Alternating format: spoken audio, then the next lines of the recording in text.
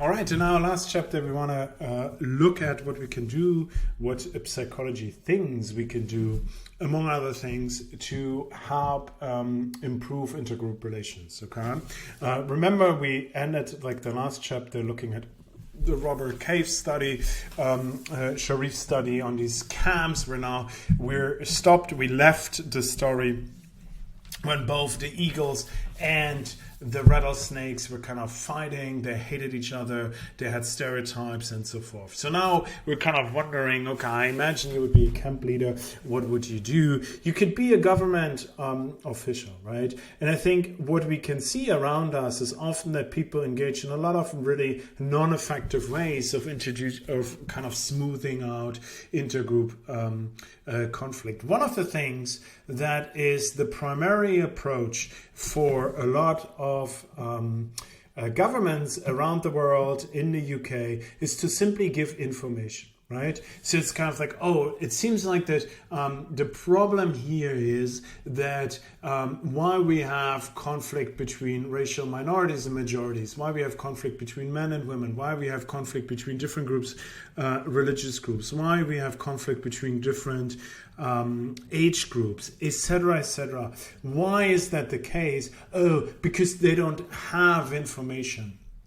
They lack information about the other group. So if we portray information, even if it's done as nicely as here in these pictures, then what psychology tells us that this is really ineffective. And why would it be effective? If you think from Sharif's point of view, is the driver of the conflict is the goal, right? The driver is the competitive goal, right? And it's not so much that by simply telling me, oh, you know what, the other side also feels pain, that people think like, oh, okay, all right, then I didn't know that. Let me back off and let them have the promotion, let them have the fame, the fortune, the money, whatever you name it. Okay, so this, like from a kind of like Sharif's point of realistic conflict theory, information doesn't really make a sense, right? This is not what he thinks that is at the heart of group conflicts. This is not what really changes anything. So if he would, and I think they tried it in the beginning, kind of reminded them, oh, the boys of the other groups are simply they're also just boys like you, we're randomly assigned, do you remember, and so forth, and this had no effect. Okay, so let's see what else we can do, what psychology could suggest we should do, and what let's see if Sharif implemented that. One of the most important kind of ideas about how to increase the liking of one group to another is the so-called contact hypothesis. The contact hypothesis is pretty straightforward. It was introduced by Alpert and is the nature of prejudice. We talked a little bit about this when we talked about attitudes and racist attitudes, but the idea here was basically, okay, that if groups come into contact, then there would be a higher likelihood that they kind of like each other. Okay, this is what Alpert wrote in his book. May be reduced, so prejudice may be reduced by equal status contact between majority and minority groups in the pursuit of common goals. The effect is greatly enhanced if this contact is sanctioned by institutional support and provided is sort of that leads to the perception of common interest and common humanity between members of these two groups. So I think there's a little bit there, these two facts that we come back to that. First, there's the idea that basically providing contact is really important. That you and I, if we're from different groups, we need to meet each other, we need to be in contact, we need to talk, and then we kind of experience some common humanity, and this will help us to do. So often the contact hypothesis, when we think about it in psychology, is just that bit.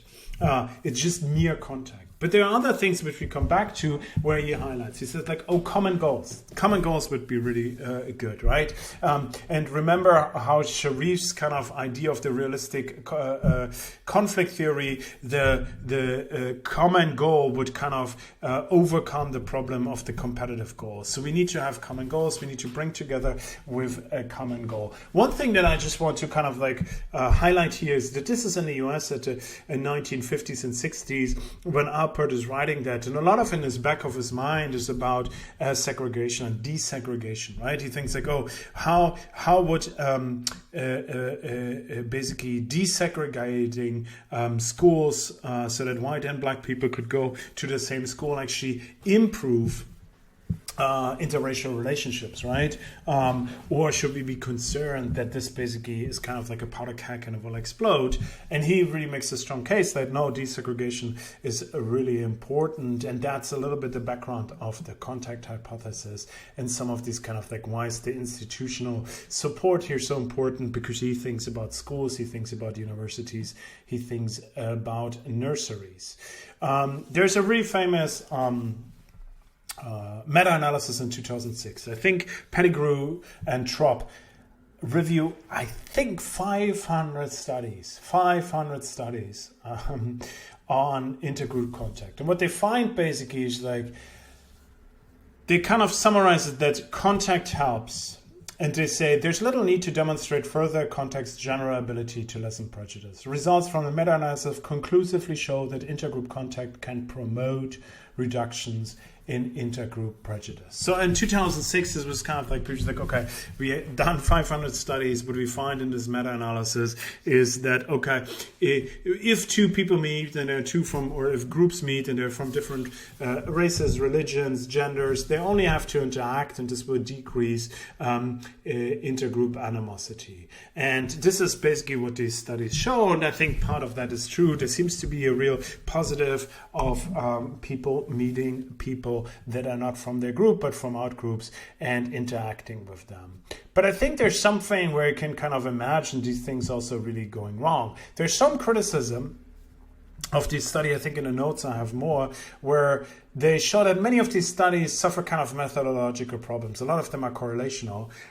So you can, for instance, see that there's like, oh, look, the people who meet other people, outgroup members. Let's say what the data shows that me as a participant, I have very little prejudice, and I regularly meet with people from the outgroup, right? So I have little prejudice towards outgroup members, and I meet them relatively often compared to the other people in my in-group. But now it's kind of like a chicken and egg problem. Is it because I meet them that I have less prejudice, or is it that less prejudiced people seek out more contact, right? And both of these seem to be true, but it seems that often kind of like the results that we see here, right? There's like a lack of experimental design. I think it's often studies that are done basically. It's like imagine you and I, let's say I don't know, like it's like lecturers versus students, and we would meet here, meet a lecturer, here meet a student. After meeting that lecturer, how do you feel about lecturers? After meeting that student, how do you feel about students? So they're directly thereafter and kind of short term, and it's not so much if that contact has any long term impact. I think for me the kind of least, how do I say that? The laziest aspect of this research is like when they started to have imaginary group contact. So people are like, oh, you know what?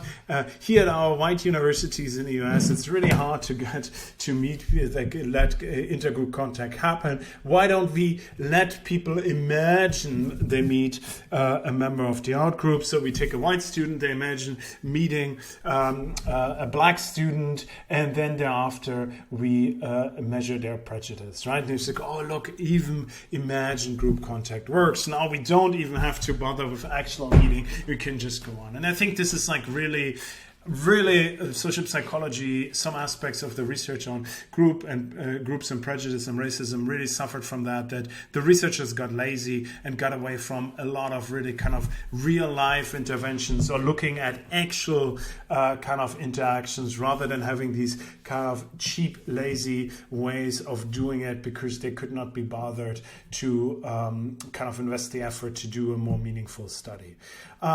So one of them kind of like, it's often strangely, a lot of economic studies actually do much better psychological research than sometimes psychologists. Here's one of them in the American Political Science Review, but this is what they do. It's like one of the few studies where they actually randomize people into groups. So we're here in Nigeria. I think roughly you can say, please, I might be wrong, but the north of Nigeria is more Muslim and the south of Nigeria is more Christian. And so there's like, I think they both have, Nigeria is one of the biggest basically Muslim and Christian communities, people, you know what I mean, groups.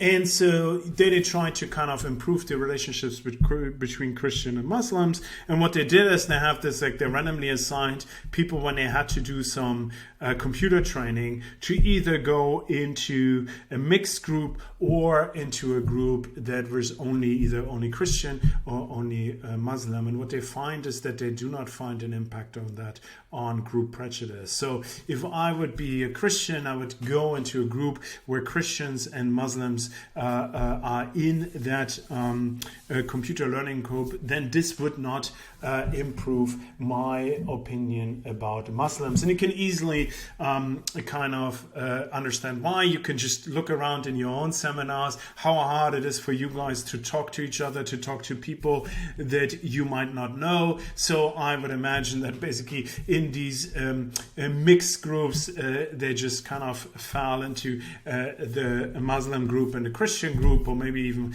they never started talking to each other because they were too shy and they could not initiate it and so forth. And hence, there is, just by having contact, it doesn't help. Okay, so it seems like we have to kind of think a little bit harder about how and what kind of contact we can do. This is kind of interesting because Sharif always highlighted it. He said, like, he is in a 1 and a 3rd phase to kind of heal the conflict between these groups, between these boys. What he did, he let them do things together. Okay. So watch a movie together and things like that. And that didn't improve the hostilities between these groups. So just contact was not enough. So what could we do? So what Sharif suggests in his kind of theory about this is that you have to find these superordinate goals. So goals that the groups share with each other, and thereby you help to mend the group conflict. So in his study, it might be, I think I might have a slide, I can't remember, I would just tell it now. In his study, what he did is, like, they would say, like, oh guys, we want to watch a movie, I know, but there's a truck that is bringing the film projector. Remember, this is 1950s, and the truck is stuck about a mile from here. We need all 22 boys to pull the truck so that we can all enjoy watching the movie. So now these two groups share one goal. They want to watch the movie. They need to work and cooperate together to get that.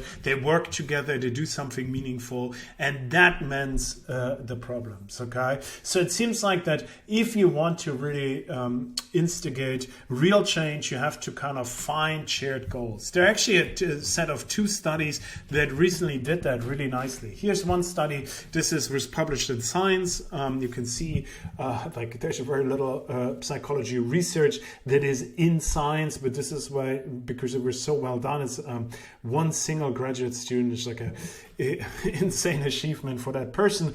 Nevertheless, what he did is, like, he studied the kind of intergroup relationships between Christian and Muslims in the in Iraq after the kind of like post-ISIS war. Okay, so we're in North Iraq, they're Christian, there's Muslims, there's a lot of tension in between them. And what he do is he either assigns them, and you can see that basically to mixed groups. So here they would be signed up to football teams that involve Christian and Muslim. So you'd be on a team and try to win together. So you'd be forced to cooperate, to have a common goal that is win the game, and you need the others to work with you, and the others need to work with you. So there's a kind of interdependence within that group that then supposedly might give that common goal that then improve conflict. Okay, and there are others where they are not kind of where there's like that's the treatment group, mixed football teams, and the non-treatment group, the control group, is basically where they are not mixed, where it's like either a Muslim team or a Christian team. And what you can see here on the basically here, this is like the positive part.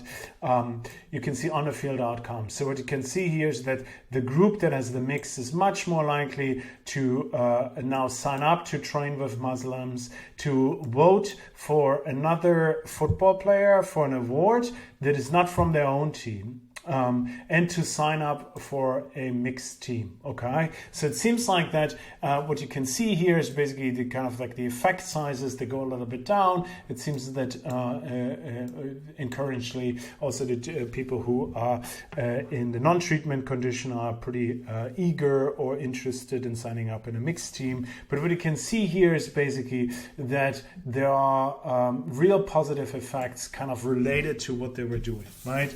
Of this kind of playing together football against other teams. Off the field, you can see happens very little. So they kind of like, it's like, oh, would you visit Mosul, like an area which, like, these are Christians, they ask, which is like basically a Muslim area, and it's like there's not that many were interested, attend a mixed event outside or donate to a mixed NGO, and you can see that there's kind of like an end to the effects of playing football together. Everything that's related to football seemed to be improving, but it's not that it spills over and suddenly the two groups love each other. So there's a lot of hope. There are other studies, really interesting study about cricket and caste in India with similar results, were participating in such an intervention, even just playing against other caste members improves the relationship. And so there's hope and there's empirical support for the contact hypothesis. But I think if we want to do it as psychologists, we always should think a little bit about how we structure that type of intergroup contact, and not just let people interact with each other, but rather how can we make it so that the groups form a stronger identity and a shared goal.